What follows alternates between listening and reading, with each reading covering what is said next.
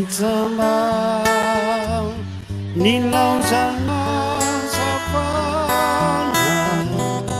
ao anaty aizimpito ao aizina tsy azo ialana.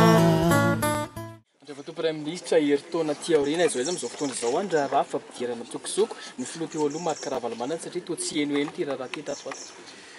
tsy anjaraka no mijery an'izay niditra tsokosoko izy na niditra ara-dalàna fa ny zavatra misy dia ity efa nisy ny didim-panjakana ny raisina tamin'ny fidirana aloha asa ihany moa ny tsy mahay mititiky gitara na nareo mititiky gitara basy mititiky solo tsy mampitovy anazy a zavatra efa nisy zany a hitatsika ireny tantara iny sy ny didim-panjakana no raisina tamin'le fidirany antsokosoko tany Antsirabe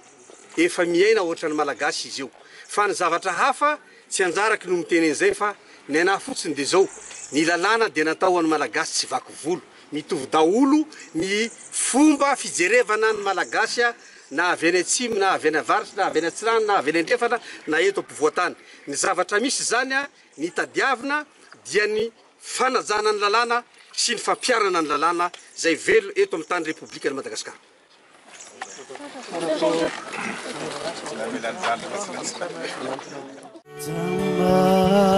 Menitsamba